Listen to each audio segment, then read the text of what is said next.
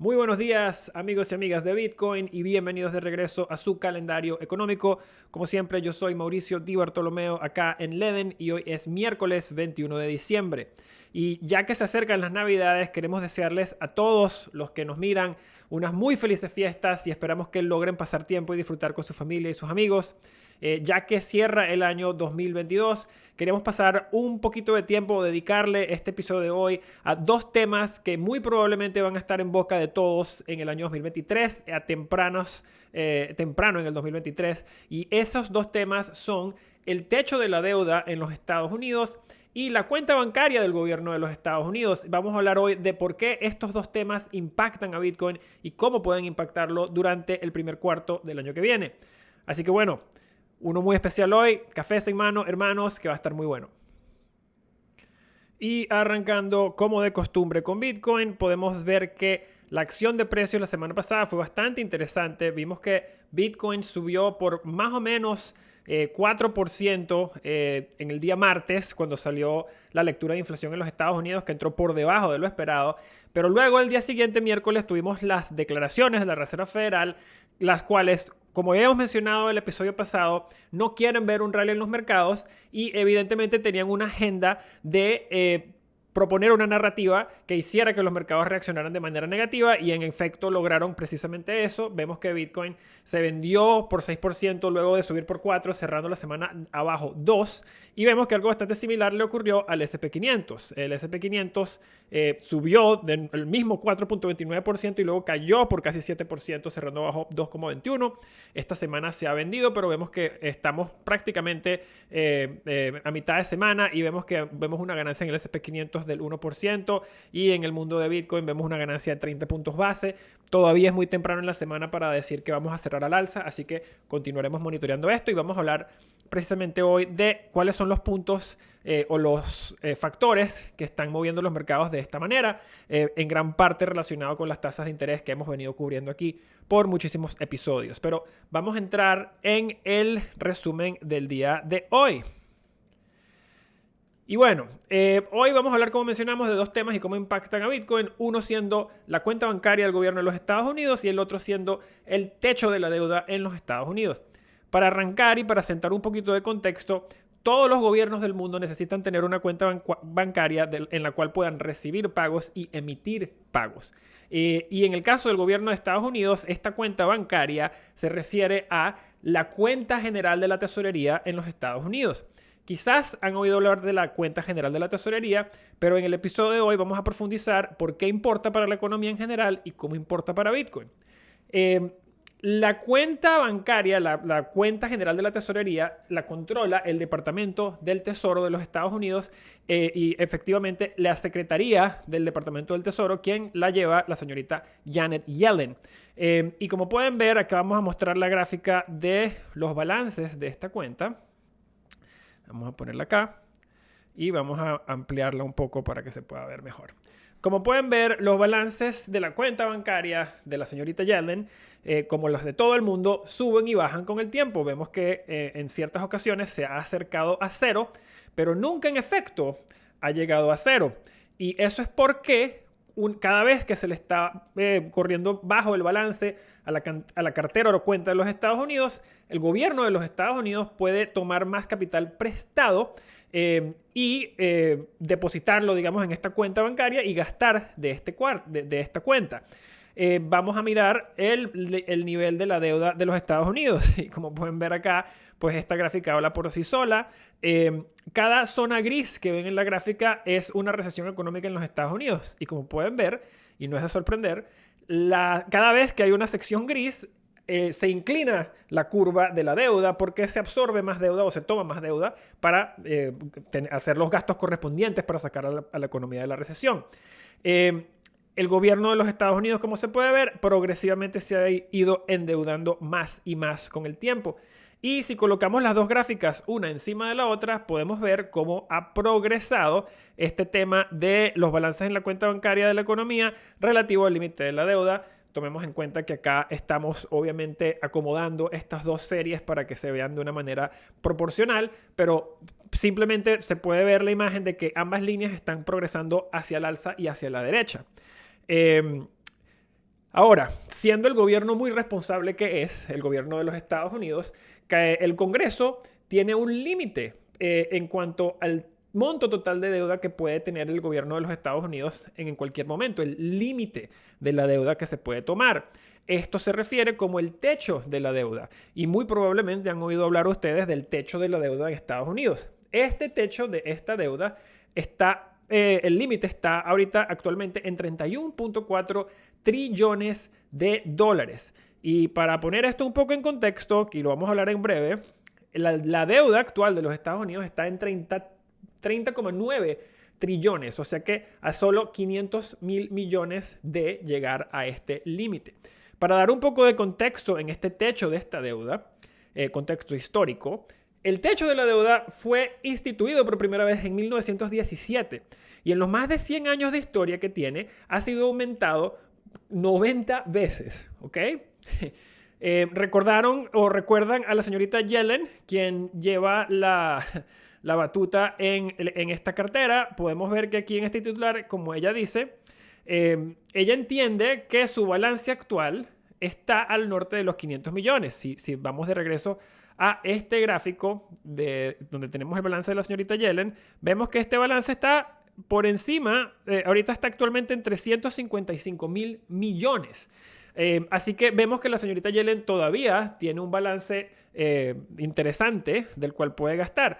Sin embargo, ella ya está viendo que en muy poco tiempo va a llegar a su límite y desde hace un mes y mucho más desde hace un mes ha estado cantando o pidiéndole al gobierno que se incremente este límite lo antes posible para que no se llegue a un gran debate el año que viene. Y vamos a hablar precisamente de eso en breve.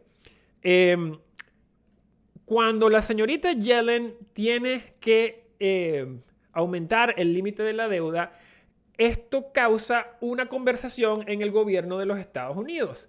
Y como pueden ver acá en este titular, Goldman Sachs está previendo que el gobierno de los Estados Unidos pudiera haber un gran debate en este techo de la deuda en el 2023 que pudiera agitar a los mercados. Vamos a profundizar en esto en breve. Hablemos brevemente de por qué es importante tanto el techo de la deuda como el balance en la cuenta de la Tesorería General de los Estados Unidos.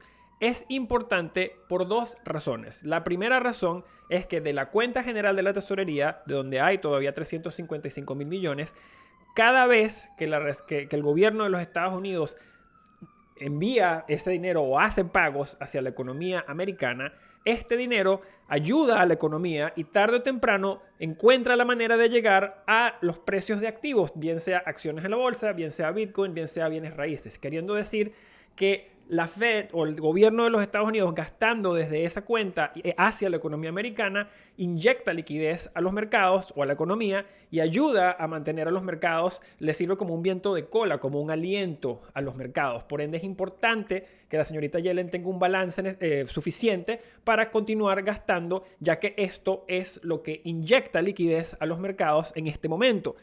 Recordemos que las dos fuentes de liquidez más grandes que hay en la economía son los gastos del gobierno y las tasas de interés que asienta el Banco Central, tanto la emisión como compra de bonos que realiza este Banco Central.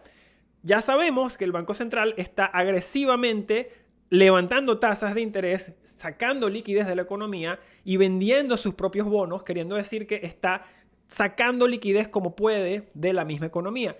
Queriendo decir que la cuenta general de la tesorería y los gastos de la señorita Yellen son la única inyección positiva que la economía americana va a ver de parte del gobierno durante lo que queda de año y por los primeros 3/4 del año que viene. Por ende, es muy importante que la señorita Yellen mantenga balances saludables para continuar gastando e inyectando liquidez a la economía. El segundo tema del por qué esto importa es porque cuando la señorita Yellen se le acabe el balance, eso va a desatar un debate enorme en el gobierno de los Estados Unidos que pudiera tener fuegos artificiales, como dicen en Norteamérica, y pudiera crear bastante volatilidad en los mercados. Así que vamos a hablar del segundo punto ahora, que es este debate político que se puede abrir cuando se necesite aumentar el límite de esta deuda. Y este es el titular que tienen de el New York Times, donde habla que los líderes del gobierno básicamente no decidieron tener la discusión del techo de la deuda este año y lo están pateando para el año que viene. Y aquí es donde se pone interesante el tema. ¿Por qué? Porque, no puse aquí el artículo, acá está el artículo. ¿Por qué este tema es interesante? Porque a partir del 2023, los republicanos, el Partido Republicano, tiene el control del Congreso y los demócratas tienen el control del Senado. Y este poder dividido asienta las bases para un gran debate político que puede tomar bastante tiempo en resolverse porque ambos tienen control de uno de los cuerpos que necesitan aprobar esta decisión. Por ende va a haber muchísimo debate interno entre estos dos grupos y ambos partidos van a tratar de lograr su agenda. Así que esto pudiera traer mucha volatilidad en los mercados y posiblemente crear un periodo de tiempo donde la señorita Yellen no tenga mucho que gastar mientras se logra decidir por cuánto y si aumentar este techo de esta deuda. Debido a la historia que hemos visto, pues muy probablemente se va a aprobar, pero el tema es en qué forma y cuánto tiempo va a tardar. Así que en corto, los gastos de la cuenta general de la tesorería pudieran darle estabilidad a los mercados temprano en el 2023 porque van a estar inyectando liquidez a través de estos gastos, pero esta estabilidad puede ser muy corta y se puede desvanecer en pocos meses, ya que se le puede acabar el dinero a la señorita Yellen y eso va a entablar el gran debate político que puede traernos mucha volatilidad. Para cerrar esta sección, hablemos brevemente de este concepto de que el gobierno de los Estados Unidos puede pedir préstamos o créditos indefinidamente cuando se le cae el balance de la cuenta bancaria de la señorita Yellen. Aunque teóricamente sí pudieran salir a tomar deuda, hay limitaciones prácticas en el mundo real, ya que nadie, ni el gobierno de los Estados Unidos, puede sacar créditos indefinitivamente sin pagar ningún precio. Para entender esto mejor, vamos a utilizar un pequeño ejemplo. Asumamos que la señorita Yellen necesita que se le aumente el límite o que se le aumente el balance en su cuenta. Pues lo que haría la señorita Yellen es que va a emitir un bono del Tesoro de los Estados Unidos y este bono puede ser emitido a pago a 4 semanas o hasta 30 años. Ellos tienen un rango muy grande de bonos que pueden emitir. ¿Qué pasa? Ok, se decide que el bono será de 1 año y que ella necesita $10 millones. Entonces, ¿qué ocurre? Este bono sale a la venta en el mercado, un bono de 1 año que paga $10 millones al final del año, ¿verdad? Ya que la deuda de los Estados Unidos generalmente no tiene pagos de intereses, la tasa implícita que genera ese bono se calcula al básicamente tomar el precio que paga el bono al final del año, los 10 millones, y las personas que ofertan comprar este bono ofertan un monto menor a los 10 millones. Vamos a tomar en este ejemplo que la persona ofertó $9,8 millones hoy para recibir un pago de $10 millones al final del primer año. ¿Cómo se calcula el interés de este bono? Bueno, se calcula por $200,000, que es la diferencia entre 9.8 y 10, divididos por el mismo 9.8, porque eso es lo que la persona está percibiendo por el periodo de 1 año. Cuando hace uno este cálculo, llega a que la tasa implícita de este bono es aproximadamente 2%. Mientras las personas ofertan pagar más por este bono, 9,9 o 10, la tasa implícita baja. Mientras que si las personas ofertan menos por este bono, 9,7, 9,6, 9,5, la tasa de interés implícita de este bono sube. ¿Ok? Asentados acá. Perfecto. Ya que la Reserva Federal siempre desea tener una tasa de interés consistente en sus bonos, ellos no quieren que las tasas de intereses suban más allá de ciertos niveles. Por ejemplo, en otras palabras, están asentando un precio mínimo de compra para los bonos, ¿verdad? Cuando la Reserva Federal ve que no hay suficientes compradores que están llegando a estas subastas de bonos, que están ofertando los montos que la Reserva Federal quiere ver para que las tasas de interés en esos bonos queden donde la Reserva las quiere, ellos intervienen. ¿Cómo intervienen? El Banco Central interviene básicamente siendo ellos mismos el comprador de los bonos del Tesoro del gobierno de los Estados Unidos, queriendo decir que el Banco Central le compra el bono al gobierno, se compran su mismo bono, ¿verdad?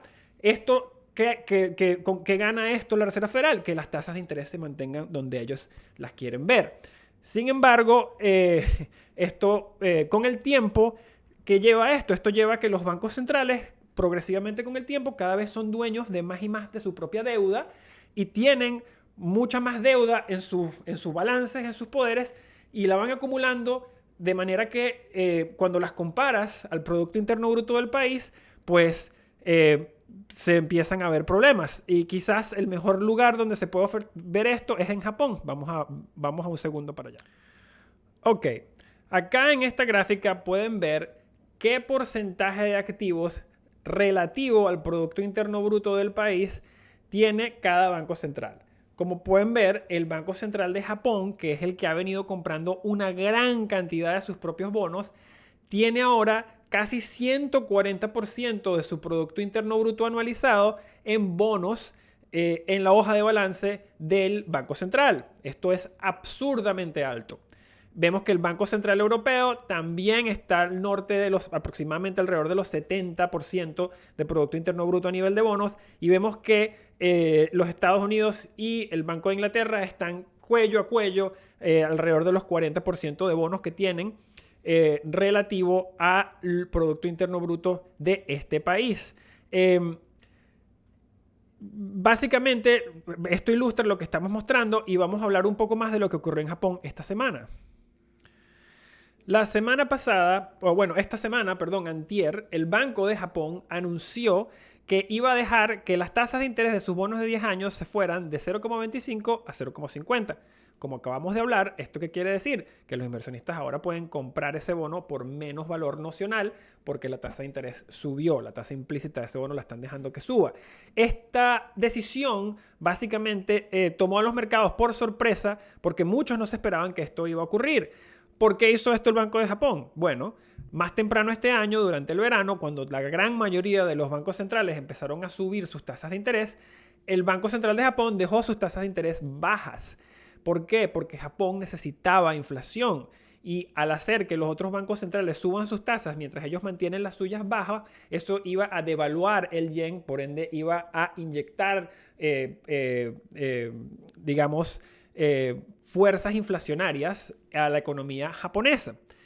Sin embargo, para hacer que esto ocurriera, necesitaba mantener sus tasas de interés muy bajas. ¿Qué quería decir esto? Que los bonos del gobierno de Japón estaban pagando menos intereses que los bonos del gobierno de los Estados Unidos. ¿Y qué sucede? Pues esto creó que se desaparecieran todos los compradores de bonos potenciales del Banco de Japón. Todos se fueron a comprar bonos de Estados Unidos que rendían muchísimo más. ¿Y quién tuvo que aparecer a comprar los bonos que quería emitir la tesorería del gobierno de Japón? Ustedes mismos lo adivinaron, el Banco Central de Japón. Y es por esto que la cantidad de activos que tiene el Banco Central en su hoja de balance es enorme relativo al Producto Interno Bruto y mucho más alta que todas las demás, porque el gobierno de Japón ha tenido que estar haciendo esto por mucho tiempo, ya que tiene bastante tiempo tratando de mantener las tasas bajas para que exista inflación en Japón, pero el costo de hacer esto es que ellos mismos tienen que comprar sus propios bonos. Todos los otros bancos centrales deberían mirarse en este espejo japonés, ya que solo es cuestión de tiempo para que cualquier otro banco central llegue al punto en el que está Japón ahorita. Emitir bonos a nivel de un gobierno y emitir deuda gubernamentaria o deuda asociada con un gobierno impacta a todas las monedas fiat. Y los gobiernos tienen que tomar capital prestado o imprimir dinero para poder pagar sus gastos. ¿Qué quiere decir esto? Que pueden imprimir hacia el infinito o tomar prestado hacia el infinito. Y esta es una muy buena, este sería un muy buen punto para recordarle a todos que solo van a existir 21 millones de Bitcoin. Y por esto es que es tan interesante la propuesta que tiene Bitcoin ante la moneda fiat. Y como siempre cerramos con qué podemos esperar para esta semana. Y ya que es la semana antes de la Navidad, va a haber muy poca data económica que sea relevante para Bitcoin y tampoco vamos a tener muchos miembros de la Fed dando discursos, ya que tuvieron reunión la semana pasada y la semana que viene o esta semana es Navidad. Así que en los dos puntos interesantes que van a venir para Bitcoin son otra lectura de inflación en los Estados Unidos a través del índice de consumo de costos personales. Esto es otra manera de calcular la inflación, una manera que la Fed de hecho le presta muchísima atención. Y las proyecciones acá es que se espera que esta inflación venga a 4,7% comparado a 5% el mes pasado, y la inflación de gastos personales mes a mes vengan a un 0,1% de incremento versus el mes pasado 0,3%. Así que los mercados pudieran celebrar si la inflación viene por debajo de lo esperado, o pudieran venderse, entrar bajo presión si vienen por encima de lo esperado. También tenemos otra lectura del Producto Interno Bruto en los Estados Unidos. Esa data debería mostrar que la economía americana está creciendo al 2,9% anual. Esto se compara aproximadamente al 5,7% anual que vimos el año pasado. Así que una gran caída, sin embargo el número todavía es positivo. Y afuera de estas dos noticias macroeconómicas, en el mundo cripto, cualquier actualización de la situación en Genesis Capital o Genesis Capital o de la liquidación de FTX obviamente pudiera mover los mercados. En lo que respecta a Genesis, el grupo todavía está evaluando opciones y tratando de evitar la bancarrota. Esta va a ser muy probablemente la incógnita más grande que vamos a ver en el mercado cripto por las próximas semanas. Cualquier resolución en esta situación de Genesis va a mover los mercados, así que por favor manténganse al tanto cualquier titular de esta noticia. Y obviamente seguiremos viendo titulares probablemente del señor Sam Bankman-Fried mientras se mueve a los Estados Unidos y continúa ese juicio. O como siempre les damos un pequeño resumen de cuándo pueden esperar esa data. La data del Producto Interno Bruto en Estados Unidos sale mañana a las 8:30 de la mañana. La data de la inflación en los Estados Unidos sale el viernes a las 8:30 de la mañana. Y con esto, amigas y amigos, llegamos al final del show de hoy. Si disfrutaron, si aprendieron, los invito a que le den manito arriba, se suscriban al canal, lo compartan con sus amigos. Y si todavía no tienen una cuenta en Ledn, los invito a que visiten ledn.io y vean todos los servicios que ofrecemos. Con esto quiero desearle unas muy felices Navidades a todos. Los quiero muchísimo y nos vemos la semana que viene. Video de James Rodríguez, toma 1. Es James. James. En Ledn sabemos lo que se siente cuando eres el mejor y aún así la gente pronuncia mal tu nombre. Incluso cuando ofreces la forma más sensata e inteligente de operar con cripto. Ledn, cripto con... Es Ledn. Ledn. Ledn, es Ledn, James. Perdón, James. ¡Corten! Ledn, cripto con cabeza.